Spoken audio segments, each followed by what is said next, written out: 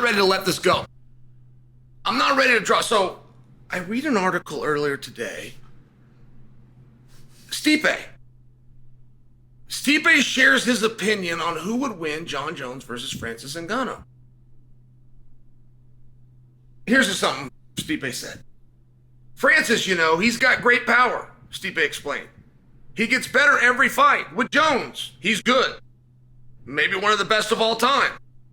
Staying on Jones, he's smart, he's real tricky. But with Francis, he always comes with a good game plan.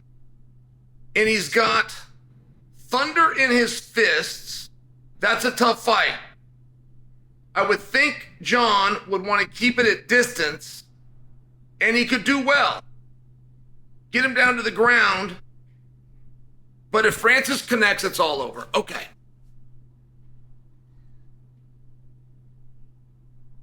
As the last person on earth that would ever defend Jon Jones, which is by no intent what I'm doing right now, we're still obligated, okay? Like, the sportsmanship is very important. And then what your code is can be up to you. And that can be based on something your parents had, or maybe a PE teacher when you were real young, maybe a youth coach, but you will have your own code. I talk trash. Do I shake hands before? Do I show people my emotion, good or bad, when it's done? Like, you will have your own code, and you will also be protected by that code if you remain consistent. All right. But see, that's where in lies old Chael in this argument. I'm all for giving a guy a hard time. But we have to operate within the confines. Due to sportsmanship reasons, we must operate within the confines of what happened. And the world's a very interesting place right now. Like the gold standard for reality when I was growing up is what happened. The reality of a situation.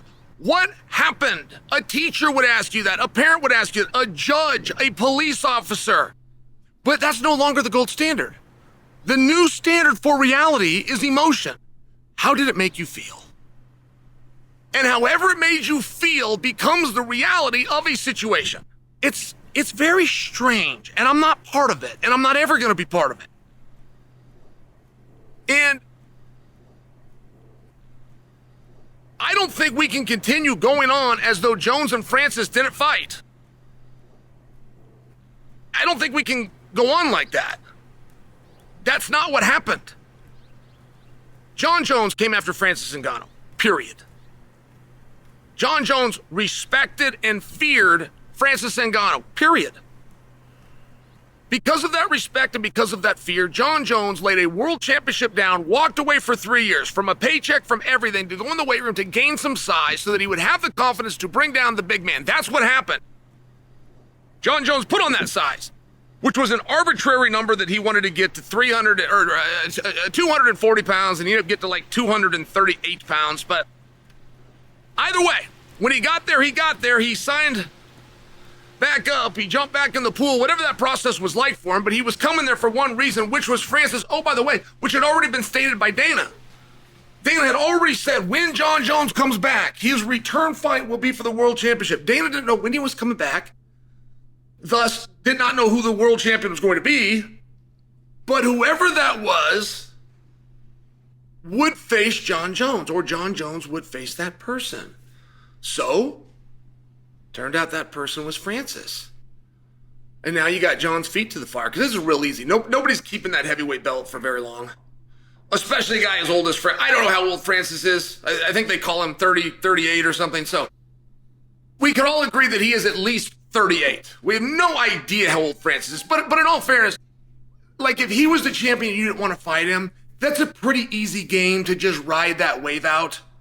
He wasn't the most active guy. He didn't love the sport. He wasn't going to be around for a long time.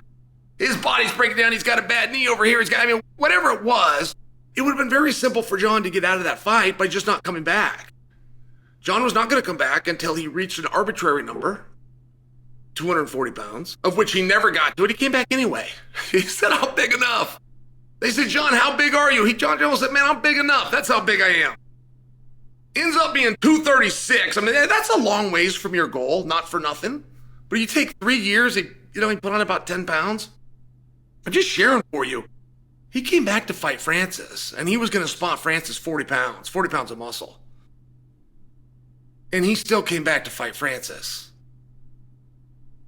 And when Jon became eligible and he came available, there became this waiting game, and they had the contract and everything. He had a need that he was dealing with. Like, nobody did anything wrong, but to make believe that Jon didn't do everything he could do to fight him, to make believe that Jon wasn't prepared to fight him, to make believe that Jon wanted to do anything else other than fight him, that's not reality. That's not true.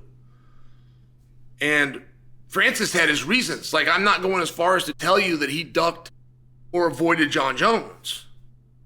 But I could. I would be operating within the confines of reality if I did. Francis's next fight in the UFC was to be against Jon Jones. Francis was under contract with the UFC, which Dana had already said will draw him into Jon Jones. Francis got out of that contract and went somewhere other than the UFC, and it didn't involve Jon Jones. That's reality. And if that was any part of his decision-making, I won't go that far. I don't know. But that's still the reality. The organization wanted to make the fight. Jon said okay. Francis did not. To make believe like these two just have to fight, no they don't. To make believe like, oh, we gotta find somebody to make these two fight, we already did. To make believe like, both of these guys have found reasons not to fight, no, only one of them. That's the truth. Francis and Jon stepped to the line. One of them flinched. That's the truth.